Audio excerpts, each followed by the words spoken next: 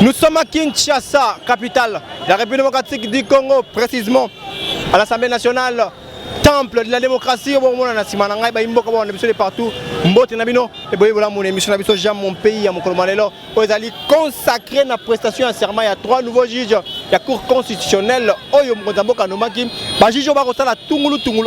cash na FCC et acte anticonstitutionnel. Pas reposer seulement devant le président de la République garant de la Constitution, garant des bons fonctionnements des institutions de l'État. Nous allons en direct, il y a parlé du peuple de partout pour la tenir active cérémonie oyo baimboka de partout pour la kan ba juge sikaba ko poder serment balobi libala FCC cash et kabwani boko mona mkoza mboka ndenge akoyana oyo sika baimboka bako pepela milo ba mbote bako beta milo pona ye symbole ya soutien na bango epai na ye biso on avec la news télévision précisément l'émission de mon pays toza awa pona ko informer bino tola na milu ndeko leka et puis tokozwa bongo ba impression ya baimboka o bazomi awa na parler du peuple pona koka ba vina bango na sujet ozali ko sala pena débat entre libala FCC cash namoni mona mboka pembe na ngaya wana pesi mbote na yo mbote papa mbote belé nazane sengo makasi ya koyoka yo la prochaine année pour la cérémonie mokolo lelo en tout cas mokolo lelo ezali mokolo sengo pona komona mwana mboka ndenge toye bana mboka nyonso totondi awa na botondi belé pona kokumisa koya kotala ba juge oyo batu o banguna wana babana ko boye keno jamais bako se représenter les lotes yango biso peuple congolais tondimi bokonzeza biso peuple congolais yango toye kotala lelo totala oyo ko salema lelo cérémonie nyonso makamyo nyonso ko salema yango toye awa nesika. Merci beaucoup mon mboka. C'est bon ba imboka bandi ko avec la news télévision to continuer kota mona na kati ya temple ya démocratie ndako biso nyonso et si quand tia ba ponomina biso ba nous rappelons que pour serment ba juge oyo ba sénateur ya FCC ba boycotté quand ba ki bango baza ko épouser initiative au dépend des alliés anticonstitutionnels quand ozawa to kota ma manso mikolaka Freddy kota mambata to tambusa caméra to mona nini koleka na carte Assemblée nationale. Ici, je crois que les choses étaient claires. La loi ne dit pas qu'on devait prêter serment devant la présidente de l'Assemblée nationale. La loi ne dit pas qu'on devait prêter serment devant le bureau de l'Assemblée nationale. Non, devant. Ils sont présentés devant l'Assemblée nationale et vous avez vu des députés. Il y avait même des députés du FCC. Le Sénat était représenté. La loi ne dit pas qu'il fallait que le président du Sénat soit là. Non, même pas le bureau. Et vous avez vu le sénateur. Et les invitations étaient envoyées à tous les sénateurs. Même au sénateur à vie qui n'est pas venu. Donc, la prestation de serment s'est passée conformément à la loi. Et les nouveaux juges constitutionnels sont maintenant ils sont opérationnels. Ils peuvent entrer en fonction. Et ils peuvent même aller examiner maintenant leur requête en interprétation de l'article 60 de la Constitution. C'est ça le problème. Ils peuvent même maintenant aller. Mais le problème c'est lequel? Comment vous pouvez comprendre que tout un regroupement politique peut mettre le chaos dans le pays pour 2 juges seulement? 2 juges seulement qui ont refusé de prêter serment alors qu'ils avaient accepté, alors qu'ils avaient payé même les toges. 2 juges, on veut mettre le chaos, on peut amener la crise dans le pays à cause de 2 juges. Non, je félicite quand même les députés et les sénateurs du FCC qui sont venus parce que c'est inacceptable. Inacceptable même que vous êtes dans un parti politique. Un secrétaire général adjoint, il a échoué lui-même comme député national. Député provincial, il a échoué chez lui. Et il vient donner des instructions même au Premier ministre. C'est la catastrophe. Bon, mais malheureusement, comme disait l'un des leurs que vous connaissez très bien, le chien de l'inanition de la nation peut aboyer, mais l'état de droit passe. Et l'état de droit va passer. Au regard de l'effet, quel avenir le lieu aujourd'hui par la coalition FCC cache? Vous savez, le président Félix Tshisekedi a prêté serment de servir la nation, pas de servir la coalition. Félix Tshisekedi, comme président de la République, ne va jamais sacrifier le peuple parce qu'il y a une coalition. Mais la coalition, les coalitions se font et se défont. Vous avez vu, il y avait près de 200 députés dans la salle. Il faut faire attention. Les coalitions peuvent changer. La coalition d'hier n'est pas nécessairement celle de demain. Donc ça c'est très important, mais ce qui est ridicule, ce qui est malheureux, c'est que nos amis ont choisi de ne pas venir, certains d'entre eux, mais nous comprenons aussi, le droit constitutionnel dont on vous a toujours parlé, tout le monde n'est pas juriste et tout juriste n'est pas constitutionnaliste. Le problème du FCC, c'est qu'ils n'ont plus de constitutionnalistes, ils n'ont plus de conseillers. Tout ce qui passe maître ici, moi j'ai étudié le droit à Bujumbura ou je ne sais pas Dar es Salaam. Ils ne connaissent pas le droit constitutionnel. On peut les aider même gratuitement parce qu'ils représentent la nation. C'est ça le problème quand nous sommes attachés au texte. Vous êtes attachés au texte quand? Vous avez passé 10 ans à violer le texte, vous venez donner des leçons aujourd'hui, vous êtes attachés à quel texte? Donc voilà, chers amis, notre peuple peut se réjouir parce qu'il ne peut pas y avoir d'état de droit sans cour constitutionnelle. Et la cour constitutionnelle est en fonction, nous allons de l'avant. Merci. Très chers internautes, pour que nous soyons partout, on essaie de Awa. Dans le temple de la démocratie, il n'y a pas plutôt la prestation à serment, il y a un juge Yassika. Demain, il y a un maître Gingo Manvubu, il y a un cadre à FLCA, il y a un sénateur Modeste Batilukobu, à qui je dis déjà bonjour. Oui, je dis bon, merci, bonjour. Bonne santé, maître. Oui, santé ça très bien, santé ça bien. Maître Gingoma, vous qui êtes mon quoi Mibeko Mboka Nabiso, est-ce que cérémonie à l'élo est à constitutionnelle?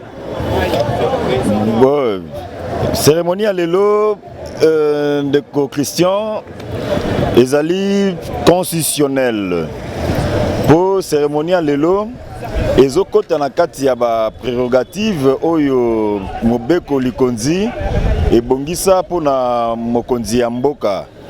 Et le mobeko likonzi et lobby na kati ya nango elobi ete bazuzi ya cour constitutionnelle yambo ete bakota na mosala basengeli ba prêter bongo serment oyo ekomama na kati ya constitution ya république pour que baye babongo kobanda mosala na bango. Serment ngo esengeli ba prêter yango liboso ya bureau ya conseil supérieur ya magistrature, bureau ya conseil supérieur ya magistrature, pe liboso ya ba député pe ba sénateur.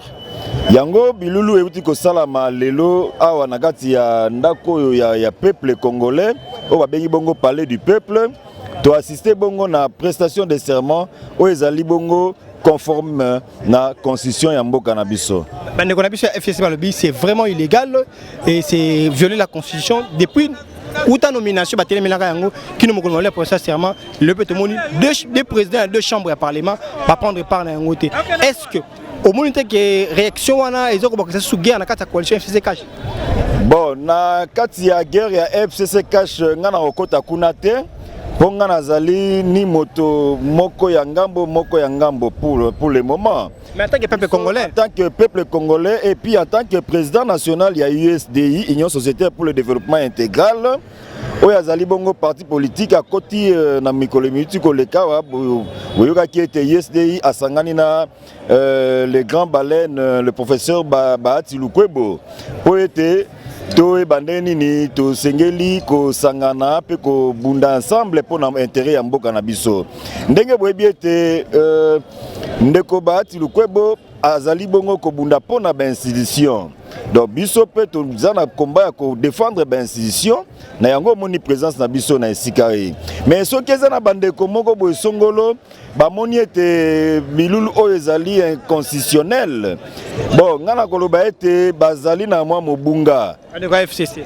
Bande ko moko boy ya songolo bazana mwa mobunga. Bazana mwa mobunga parce que omoni oyo olingi basala yote ko sala pe moninga te. Mais na mokola lelo mabe moko esalamite. Mais ba comportement wana ya koganga ka koloba ete constitutionnel. Mais tala pena no rétroviseur te. Hein, mame gana pe otala na mo rétroviseur. Soki to zongi na sima to komona ete ezalaki na bangonga moko boye ba membre pe ya cour constitutionnel. Hein, basila ipe ko longola bango kotina bango bisika songolo sans que ba mandat na bango e ba bongo ko zwa kokoma na suka na kopesa ndakisa kaka na lombango ya professeur Vundwa Wetepe Mako. Donc eza ba kamoko yo ezali salama déjà eza jurisprudentiel. Donc tokoki te ko telema lelo pona ko ganga lorsque s'agit de baninga ko ba constitutionnalité.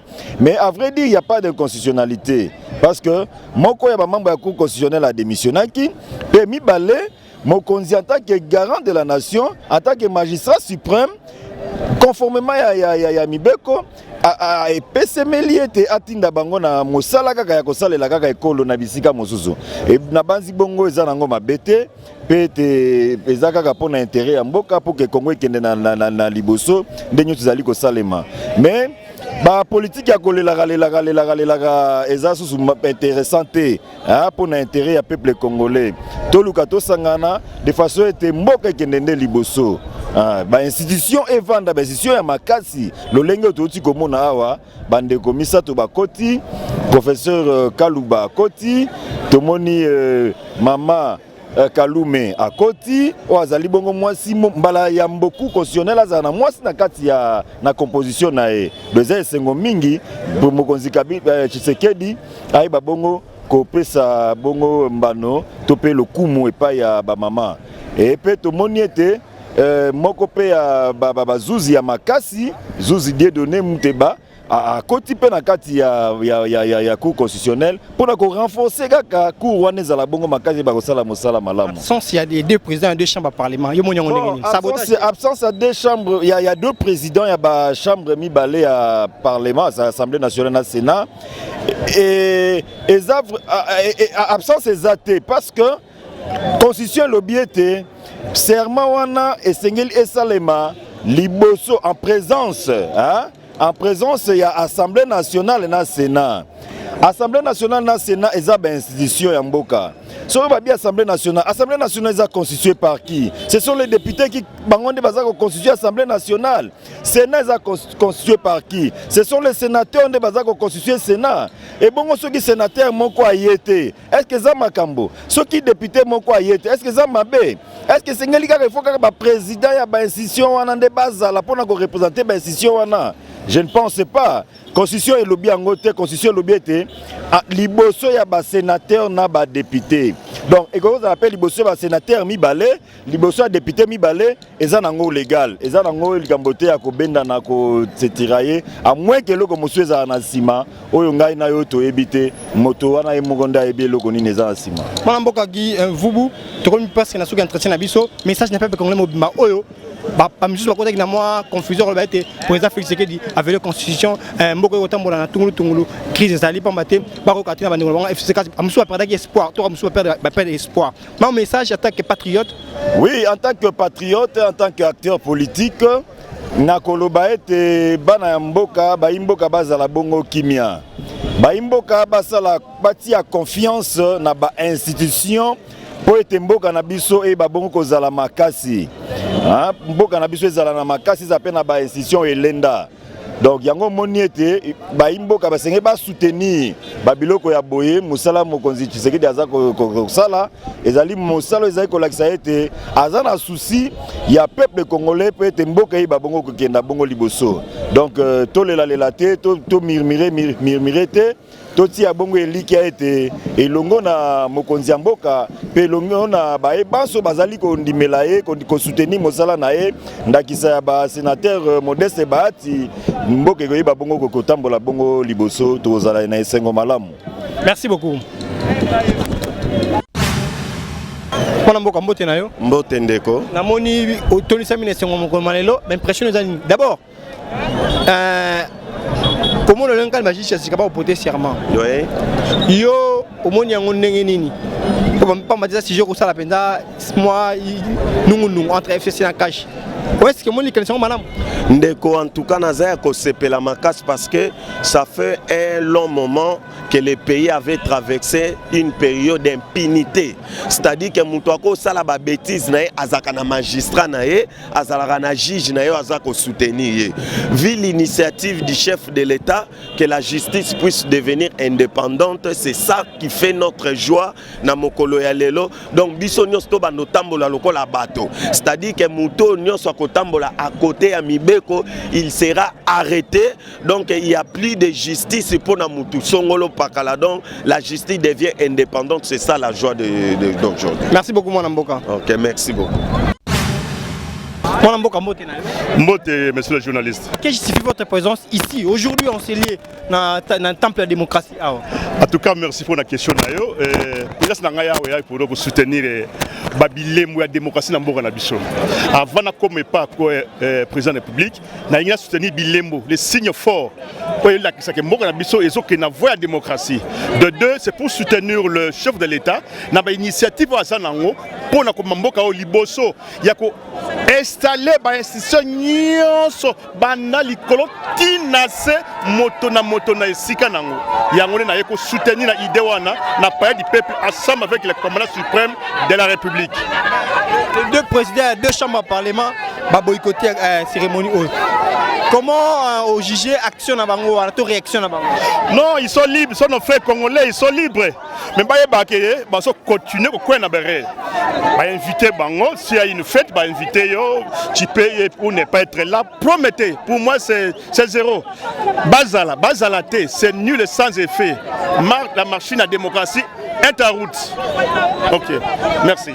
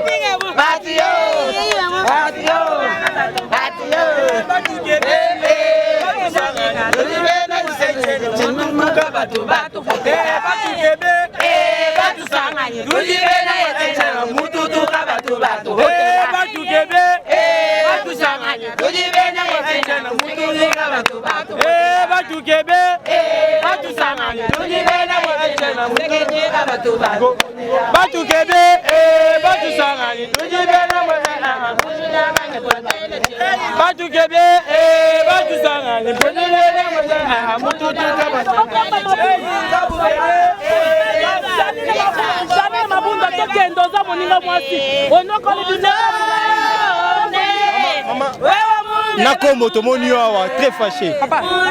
Na lobby naza mwasi. Nakolemba musala ya salité te pona kolongola ngona parler du peuple awa. Toza basi ndengo ozomona biso. Trop, c'est trop. Pour soutenir aux hommes awa na parler du peuple. Pas toye kokombola banda Assemblée nationale. Na Sénat bavandaka na bakonzi na mboka ndenge nini yo za mokonzi constitution elobi nini balingi koyoka constitution te bakambi mboka oyo 18 ans na kibandi bazotanga constitution te bazotosa mokonzi ya mboka te na kati ya 18 ans na ezalaki kaka autorité morale oke na wese autorité ozonga autorité moko azolela lobi soki nazalaki ata na 10 personnes mbele ye aleli bongo sikoyo biso bapeple tokoyela ndeni ye aza na kati na bango azolela soki ezalaki ya solo soki alokuta tomoni ke baza bato nyonso mabe badepute nome oyo mpe biso bapeple toponaka te lelo oyo toleli mingi mpo na mboka na participer na activité lelo nyonso tozobimisa nyonso ebombana na eza ebele tozosoutenir mokonzi ya mboka Félix Tshilombo aza mwana mboka mabe nini oyo asali mpo na kokamba mboka ndenge aza kokambela boye selo constitution ya mboka Félix aza na ordre moko nayebi te mwana mobali oyo awuta wapi Félix azotosa constitution na ndenge moko nayebi koloba kosilisa te liboso ya nzambe ya Congo RDC oyo eza mboka bilaka yaya toleli mingi mpo na mboka ozomona yaya toleli mingi mpo na mboka toyebisaki nzambe pesa biso président en tête ya pays oyo aza na mawa ya peuple congolais yaya eza ebele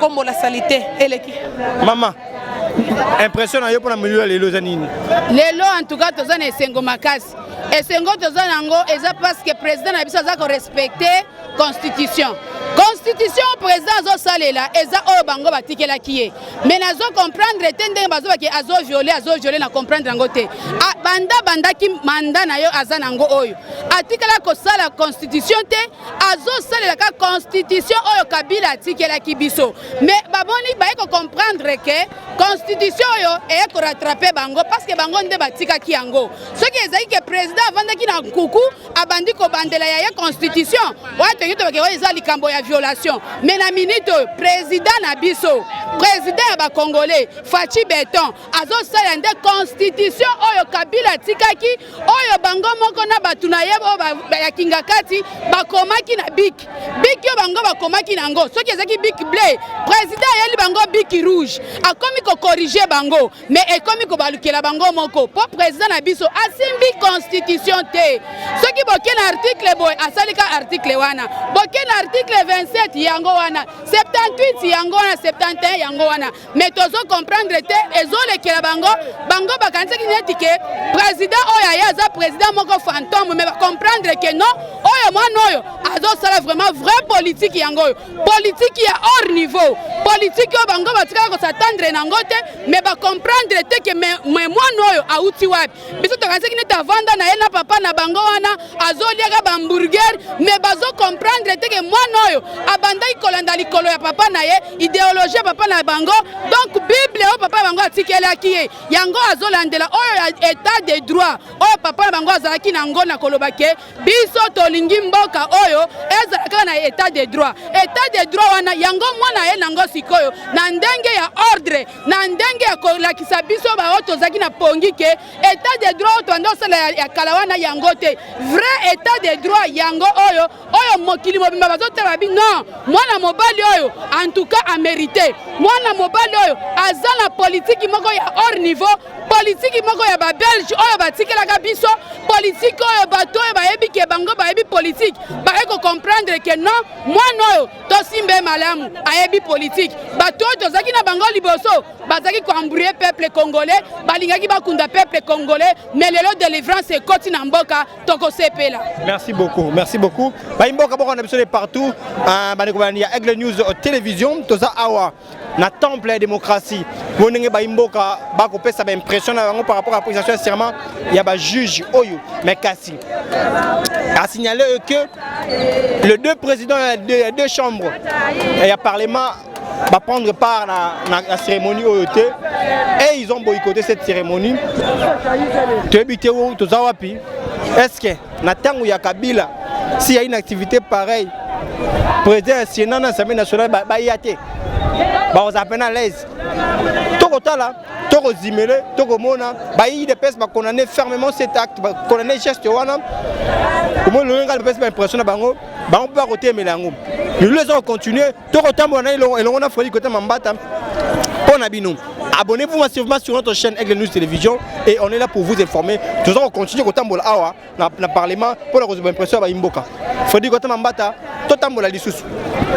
Président ngai zana mukuse nazo sepela ndenge chef de l'état to kutana ya awa pour makambo ya ba de nani ba avocat yo ba maître avocat quoi.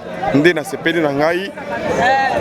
Oui, ndé na sepeli de façon que ndenge nazo mona ba militant na biso ndenge to zalaki ya ndenge papa nchena zalaka tozo solo la makambo nyonso tuna bato na biso nyonso ndenge toyeboye nazana esengo mingi yake lokola chef de l'état yebisaki biso ke tozo zela nanu na buto zela nanu état de droit ndé na sepeli na makasi pona état de droit na biso ndé na sepeli na makasi. Aigle News Télévision, émission pour Jean mon pays. Nous voici à la fin. Il y a Milulu Minene, il y a prestation, un serment, il y a 3 nouveaux juges. Il y a cour constitutionnelle au président Nomaka. Entre Cash na FCC. Automona de des pes téléménaga bango. Automona battu FC ko été président viola qui constitution Cassilonde, ba juge la protect qui serment devant président de la République en absence. Il y a 2 présidents des chambres de parlement, à l'occurrence Yajani Mabunda et Alexis Mamba va prendre part dans l'activité OET. Ils avaient déjà signé c'est que non la carte coalition ba dichotomie ça ba discours dichotomie et ça la carte et puis ba divergence ils ont continué. Mais tout ça on a pour côté le candidat wana et ko continuer ni ko tambola. Conformément à la constitution, Baji va porter serment du président de la République. On a vu ce FCC balobi acte wana ezali inconstitutionnel ils ont violé la constitution pambaté ba juge oyo balongwa ki aboya reposer serment liboso. Ba juge mi balo aboya kawana balobaka mandat bango zakar na cour président ko kata bango mandat bango a changer bango instance. Donc tokolanda dossier on a bokebi to éviter est-ce qu'il continue à karaboyer na libala FCC na cash et continue à kaboser président le biboy bango basala ngo boy so on va le biboy peuple pété mais le parce que peuple ça na ngamu na bango penate na komona ba ajustement na bango na ba acte nyonso bango baza poser vis-à-vis ya enjeu politique de l'air tout ça wana pour na confirmer bino grand merci na bande ko sur Bakou il y a qu'on a de partout. Un grand merci Nandeko aux Eonia depuis quelque part. Un grand merci Nandeko Didier le ciel depuis quelque part pays pour une émission J'aime mon pays comme ça Belgique t'habites Amika Divine Kanjinga Mbote Nabino. Un grand merci à Freddy Kota Mambata avec ma caméra émission qui est réalisée par Bienvenue Zantou na Ilongo na ingénieur Ben Seda. Boss 1830 des États-Unis d'Amérique. Un grand merci à vous et beaucoup de respect. Abonnez-vous massivement sur notre chaîne Aigle News de Télévision pour nos informations en temps réel. Dans l'émission J'aime mon pays. Topé na baribuki nyoso. Il y a 4 coins. Il y a un cannabis que soit politique, social, économique, même culture, tout ça on a pour informer bino. Politique malamu kimi nzambe. O mela o mabota bino to zanga te. Ko pesa bino suite. Il y a Baguero, il y a FCC Cash. Suite, il y a Libala Oyo, FCC Kaneko Tambola.